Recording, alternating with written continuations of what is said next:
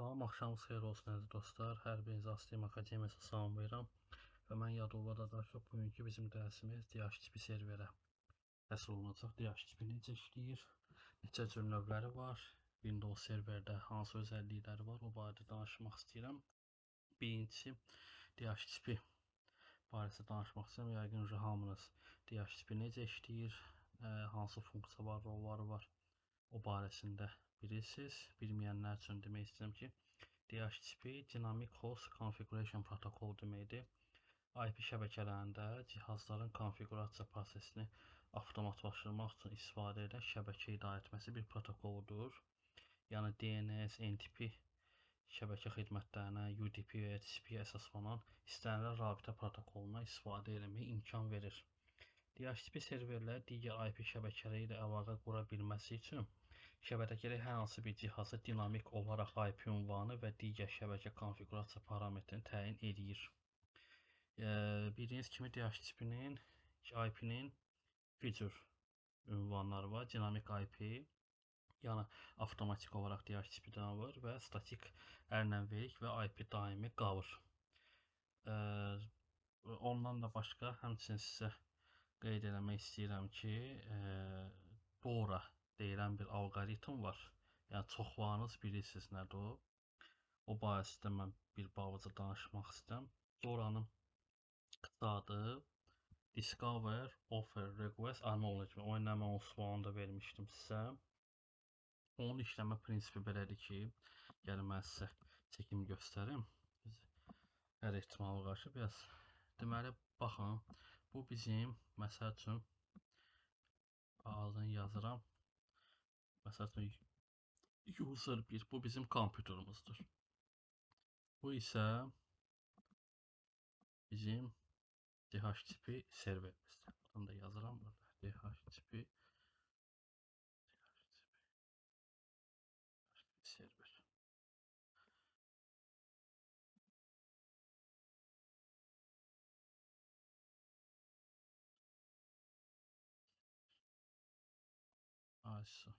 Bu bizim adi user'ımızdır. Yəni adi kompüterimizdir. Fərqi yoxdur.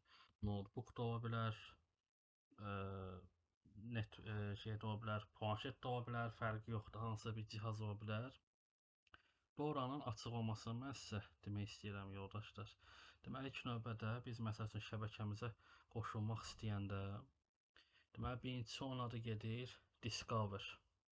Yəni, belə deyək, belə xətt çəkirəm. Birincisi biz Wi-Fi-yə qoşulanda ilk növbədə, yəni məsəl üçün adı user, parolda məsəl üçün 1-dən 6-ya qədər. Birincisi bizim DHCP serverimiz, yəni hostda sorğu gedir. Sorğu gedir, gördüm orada nə var, nə yox, hansı IP var, hansı yoxdur, qoşula biləcəm, bilməyəcəm. Təklif isə, yəni birincisi mən sizə discover etdim, kəşf, yəni axtarır. Görə DHCP serverimiz bizim hardadır? Gedir axtarır, görə ki, məsəl üçün burada DHCP serverimiz var. Daha sonra offer gəlir. O, deməli, DHCP serverdən mən təklif eləyirəm ki, məsəl üçün, mənim serverimdə, məsəl üçün 192.168.1.102, mask 255.255.255.0, gateway də olsun 192.161.1, məsəl üçün, belə deyək. Belə bir ünvanım var. Və sorğu göndər ki, DHCP tərəfindən verilən parametrlərin host tərəfindən qəbul edildiyi göstərir. Yəni, məsəl üçün, deyir ki, DHCP server, mənim bu ünvanda IP-im var. Və əlbəttə ki, buradan sorğu gedir. Və həmən IP, yəni burada mən indi məsəl üçün yazmışam, avtomatik olaraq artıq bu kompüterdə olur. Məsəl üçün, belə deyək.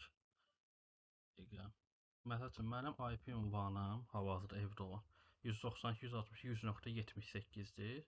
Gateway də budur. Yəni, mən hal-hazırda evdə Wi-Fi qoşulmuşam deyə DHCP serverə ESP provider tərəfindən sorğu gedir evdəki providerdan. Və həmən IP-ni görür ki, bu boşdadır. İstəyirsən, o da deyir ki, bəli, bu mənə ehtiyacdır. Və artıq bizim kompüter DHCP serverə qoşulur. Yəni, DHCP serverə qoşulmayanda, DHCP işləməyəndə, çıxış olmayanda API alır. API-da yəqin çoxlarınız bilirsiniz, IP adresi 169.254.xxx.xxx belə alır. Onun üçün də əgər siz məsəl üçün görürsünüz ki, sizin kompüteriniz məsəl üçün DHCP almır, IP almır. Görürsünüz ki, yazır ki, nə bilim, internet yoxdur falan, amma görürsünüz ki, hər şey qaydasında. Onun üçün nə edirsiniz?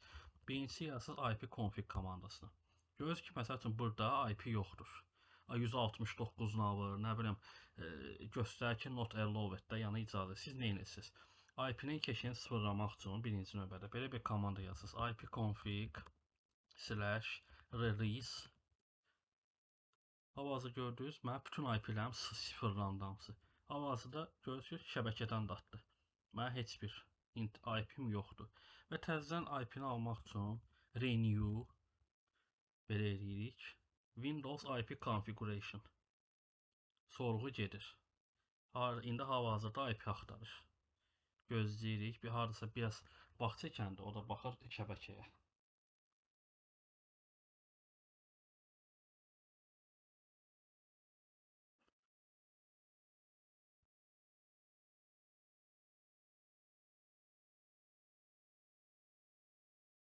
Aha, gördüyünüz kimi mənim kompüterim artıq IP-ni aldı. Və düzü NoIntel Security yazacaq. O da Global Protect-ə görədir. Refresh edeyim, düzələcək. Bəli, gördüyünüz kimi əgər sizdə IP almasa, IP config release, renew edirsiniz və kompüteriniz artıq IP alır. Doğrudanında yenə də discover, offer, request, acknowledgement. Yəni mən sorğu göndərirəm, o mənə təklifini göndərir. Əgər uyğundursa, artıq mən serverə qoşuluram. Bəli, və keçirik bizim VMware-mıza. Keçən dərslərimizdə mən sizə göstərim. Bizdə burada hal-hazırda 2 dənə user'ımız var və domain kontrollerimiz var. Amma mən keçən dəfə demişdim ki, hər serverə, hər rowu müxtəlif serverlərə yazmaq var. Yəni bir serverin üzərində çox iş görmək mümkün deyil. Yəni bir serverin üzərində həm DNS olsun, həm Active Domain Controller olsun, DNS, terminal server, exchange, o artıq həddindən artıq yüklənmə deməkdir. Bu günlər biz ayrıca bir server qaldıracağıq. Nə edirik? Create new virtual machine, yenə də next, bu ara artıq siz bilirsiniz. Windows Server 2022-mizi seçirik. Next-i vuraraq artıq burada adını yazıq DHCP. Yəni DHCP server. Next-i basıq. Yenə də 60 GB. Finish. ISO-muzu seçirik.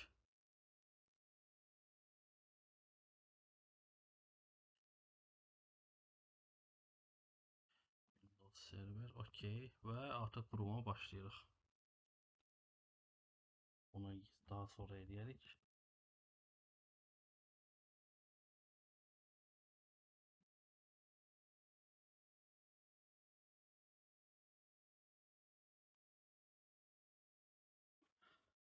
Yenə də həmən qaydada next, install.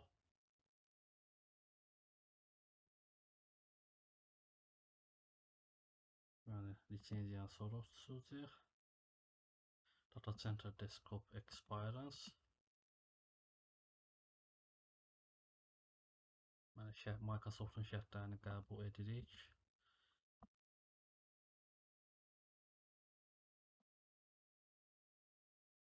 Next-i vuraraq gözləyirik. Setup'ımız tamamlansın.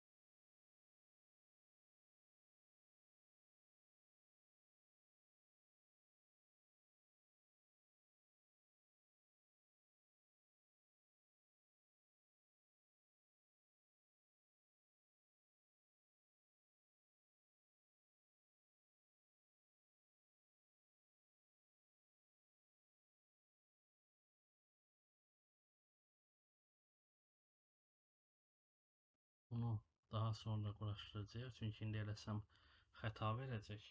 İki komponent birdən yüklənə bilməz.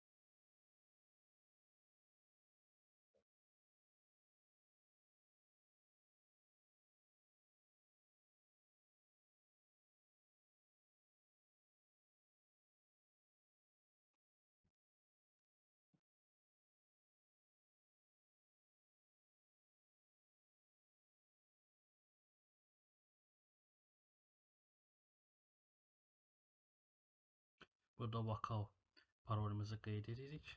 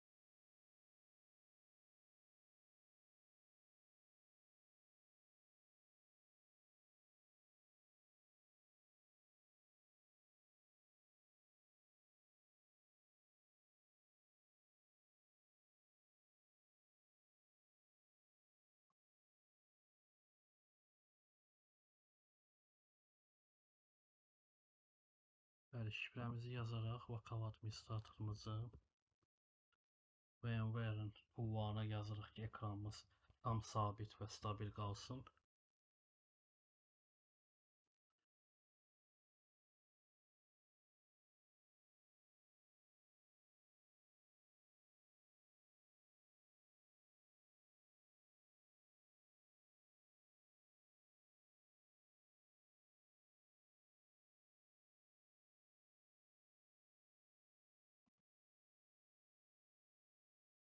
Server menecimizə hərliyim müvəqqəti baxmayaq. Biz bunu install edəcəyik.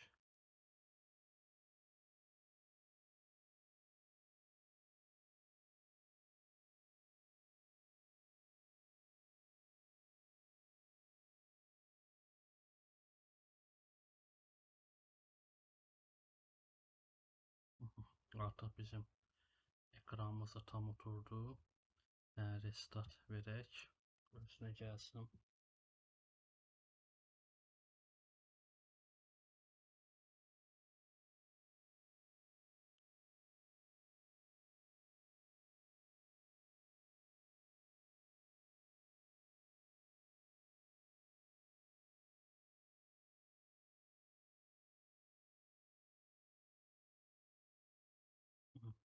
Vokal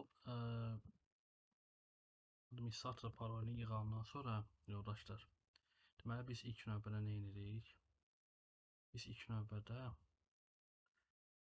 həmən DHCP serverimizə domenə salmalıyıq ki, bilsin ki, hardan gedir. Deməli, properties'e daxil olduqda birincisi biz baxırıq ki, görək bizim IP'miz nə alıb?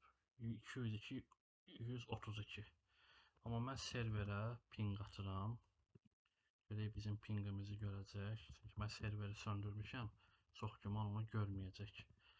202.128. Görürsünüz ki, əlaqə yoxdur. Deməli biz nə etməliyik? Domen kontrollerimizdə yandırmalıyıq. Yandırandan sonra T rejimdə sabah görəcək.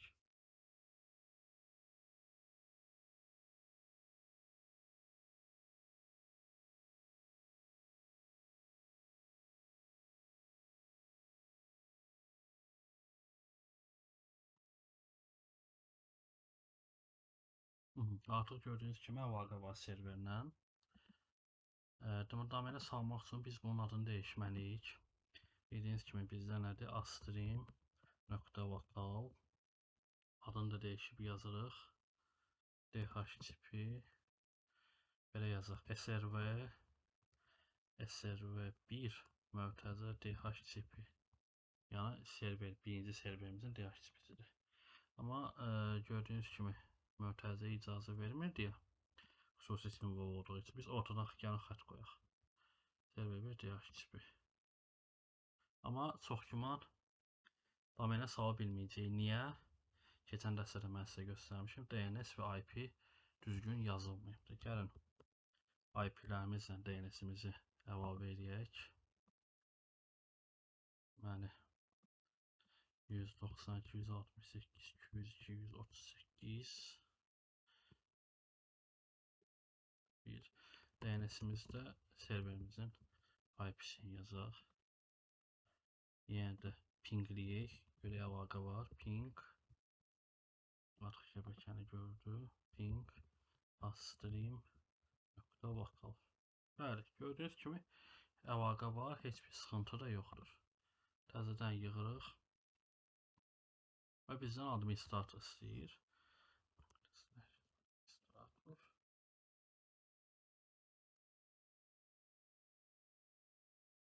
Bəli. Artıq DHCP serverimiz bizim domenimizə üzdür. Buna restart veririk. Restart verəcək biz domen kontrollerimizi burada load edirik.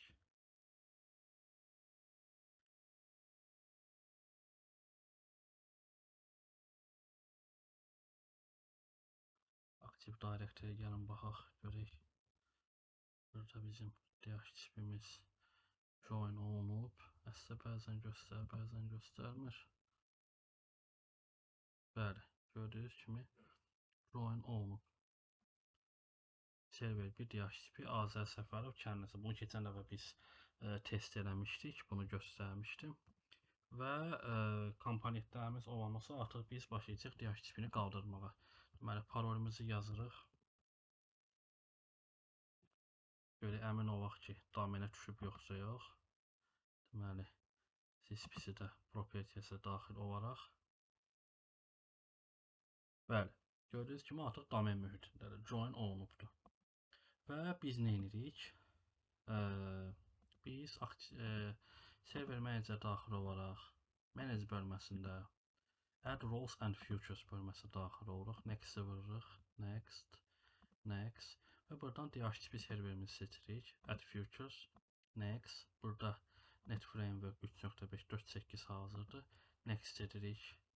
Və restart veririk. Install.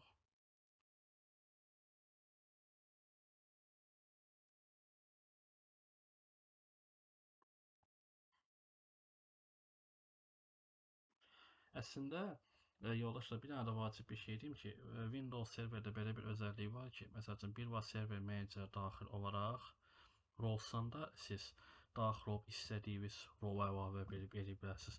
Və yaxud da PowerShell-ə daxil olaraq komandanı yığaraq artıq özü install edilir Linux-da kimi. Məsəl üçün install komandanı deyim, install Windows Future DHCP ara qoyuruq include management tools belə yazırsınız. Belə yazaraq da artıq quraşdırılır. Düzdür, mən o bir hansı hərfi səhv yazdım. Yəni belə əsas bu komandanı da siz quraşdırın. Amma yəni bura öyrəşmişəm. Gözünüz komandanı yığdım, error verdi. Çünki mənim daxil şəbəkəm yoxdur. Ona görə mən şəbəkəni buradan çıxardım.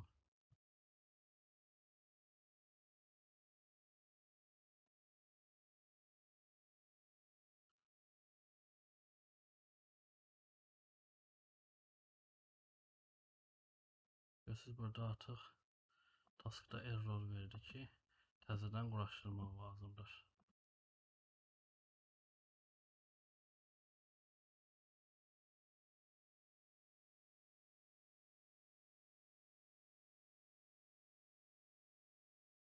Nəyəsi yox DHCP.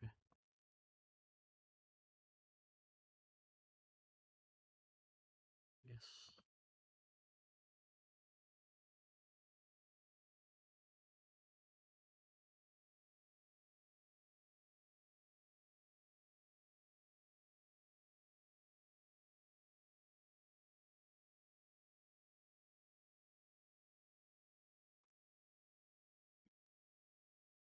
Aha. Daha sonra Complete DHCP Configuration'a girdikdə bizə burada konfigurasiya açılacaq. Və deməli biz burada Next seçərək biz öz artıq gördüyünüz kimi bizdə burada administrator rolu gəldi ki, skip adı authorization. Yəni bizə elə lazım deyil. Commit-i vuraraq favorite verir. Gördüyünüz kimi don. Və daha sonra nə edirik? Biz artıq DHCP-miz qurulub, heç bir xətamız da yoxdur. Bunu artıq biz quraşdırmışıq. Biz tools bölməsindən DHCP-yə daxil olaraq gördüyünüz kimi bizdə artıq DHCP serverimiz göstərir. Server 1 DHCP astream.vocal və bizim IPv4 və IPv6 protokollarımız var. Bir ilk növbədə DHCP serveri tanıtmaq üçün onu avtorizasiya etməliyik. Sağ mışqan klikləyərək burada bir də özünə gəlsin.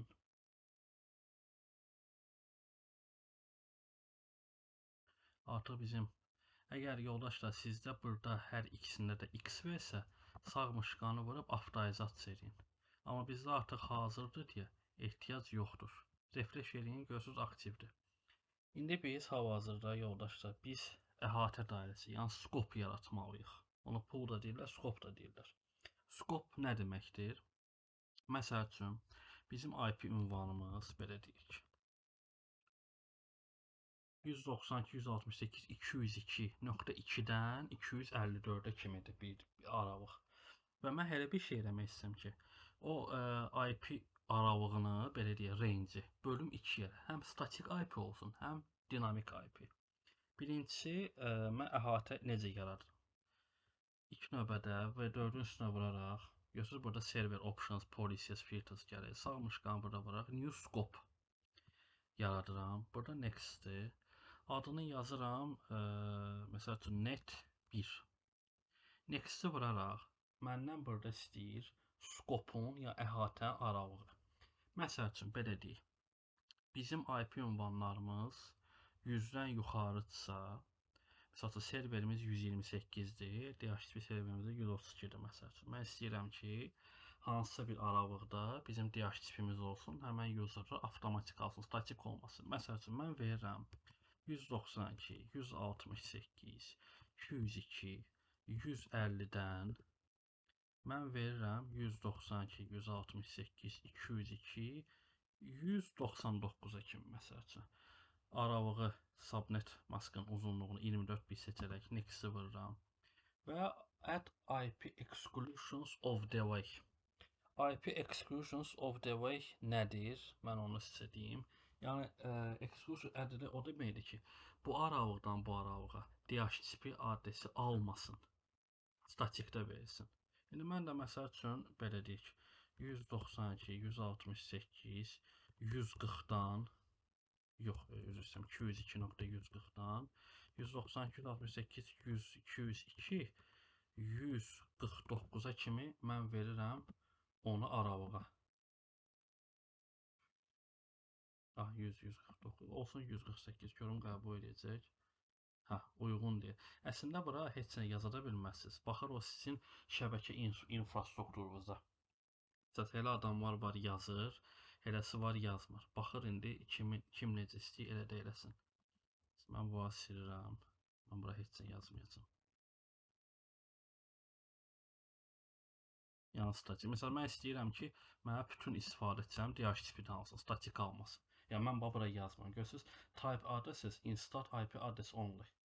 Next-i basaraq, burada bizdən DHCP-nin arenda, yəni kirayə müddəti, biz ki DHCP-də kirayə müddəti vaxtlandır, 48 saat da var, 2 gündə, 3 gündə var. Default olaraq bu bizə verir 8 gün. Next-i basaraq bu konfigurasiyanı saxlanıc edirəm. Buradan bizdə ümumi adres istəyir, yəni serverin root adresi 192.168.202.əldə edirəm. Next-i vuraraq, görürsünüz, domen artıq avtomatik biz domenə qoşulmuşuq deyə. Bu bizdən domenə avtomatik adını göstərir və mən bura əlavə olaraq DNS-ləri də əlavə edə bilərəm. Məsələn, 192.168.202.128 bizim IP-mizdirsə, burada həm DNS ünvanımızdırsa, mən ona bura əlavə edirəm. Əslində mən bura 8-ləri də əlavə edə bilərəm, çıxışı olduğu üçün. Bax, indi yox verir. Görək, həqiqətən də belə bir DNS-imiz var. Görürüz, xəta vermədi, deməli var. Və əlavə olaraq da 8-ləri də əlavə edirəm, internetə çıxış olsun deyə. Görürsünüz, validating gedir.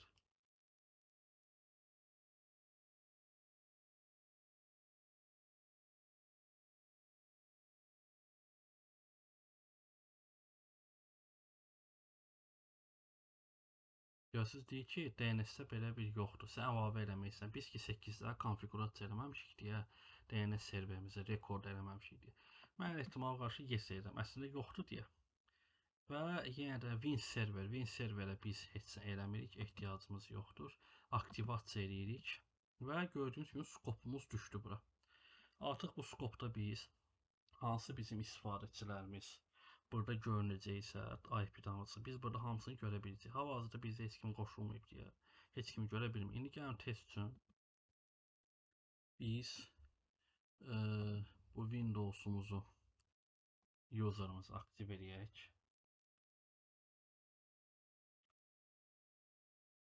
Görək IP adresi alacaq yoxsa yox.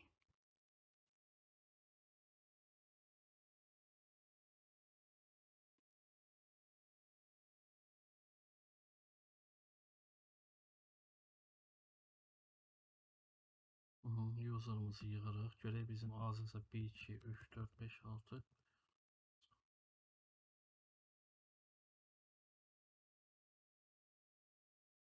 Artıq yəqin görürsünüz, domen kontrolerimizdə bizim həmən istifadəçi buradadır. Logon olub qoşulubdur, domeninə atmayıbdır. İndi hal-hazırda gəlin bunun IP adresinə baxaq. Hal-hazırda bizim user'ımız görürsünüz 130 alır. Görürsünüz, internetə çıxış yoxdur. Çünki biz IP aralığı 150-dən 199-a kimi verdik. Yəni də həmən istifadəçinin IP-lərini çıxardaq. Statik əlavə edək. Administrator şifrə mən nə qoymuşdum, yadımdan çıxdı.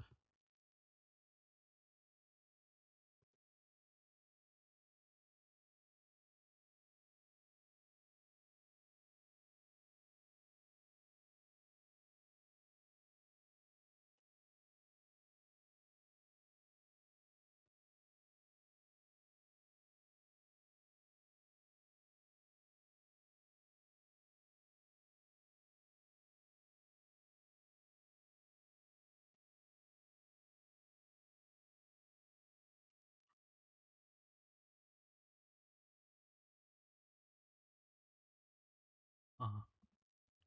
Biz IP-dən çıxardırıq. OK basırıq. Identifikasiya gedir. Bəli. Artıq IP-ni baxaq görək nə oldu. IP config 130 alıb. Biz nə edirik? IP config /release bu IP-si sıfırlansın. IP config renew.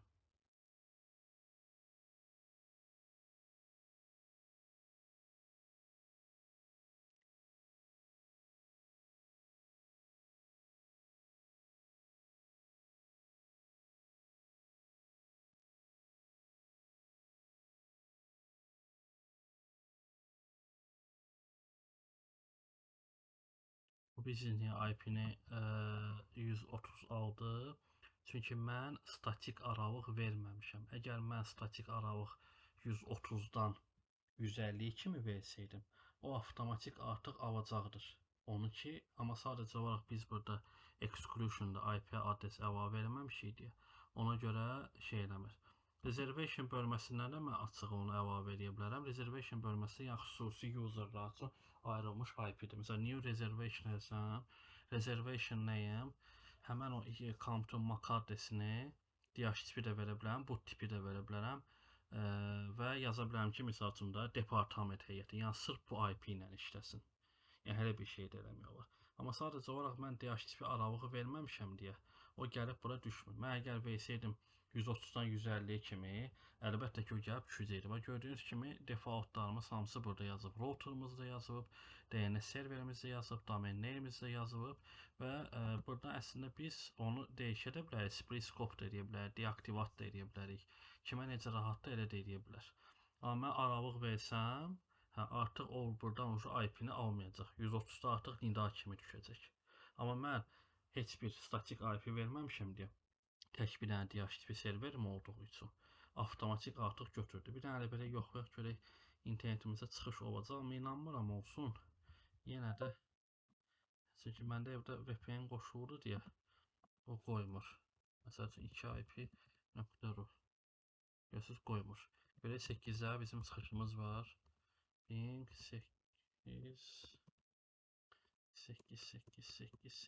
8-də çıxış var. Amma məndə VMnet adapter biraz düzgün konfigurasiya edilmir deyə ona görə mən onu ona gələn dəstə inşallah görsüz. Mənim sertifikasiyam da yoxdur deyə ona görə şey eləmir. Belə amma əslində işləyir görürsüz. Amma tam istədiyimiz kimi yəni saytı açmır.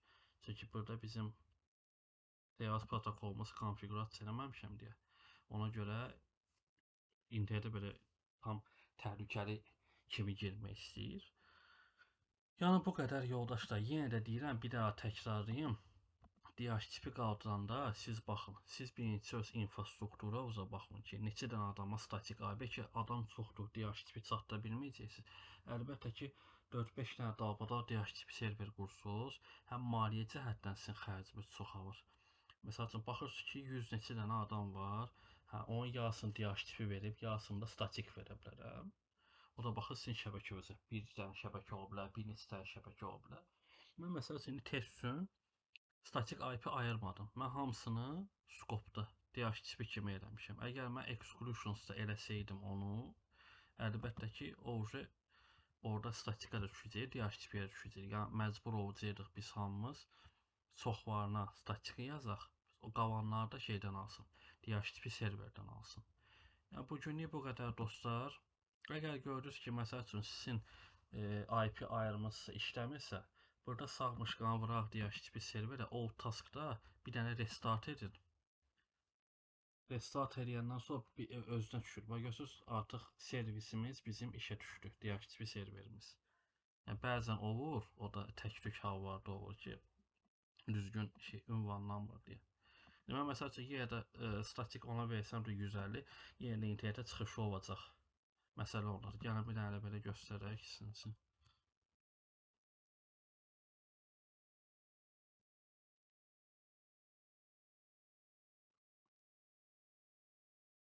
Məsəl üçün 192, 168, 202, mən 151 verirəm. 192, 168, 202.2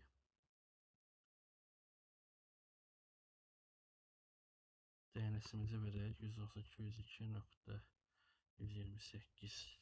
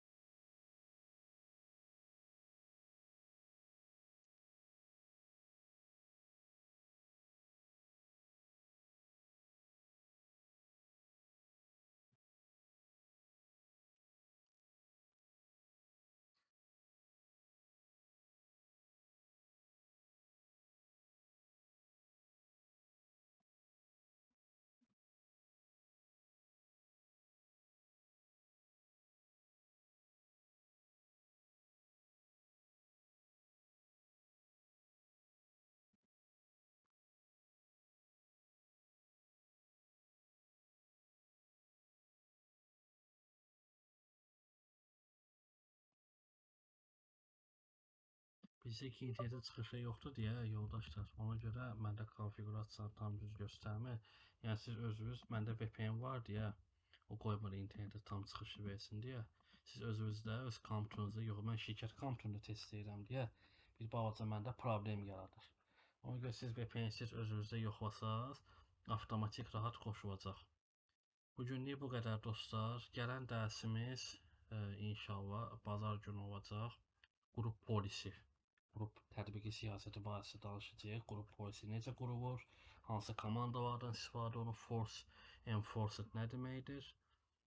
İnşallah gələn dəsə daha ətraflı sizə göstərəcəm. Sağ olun, gələn görüşlərədək.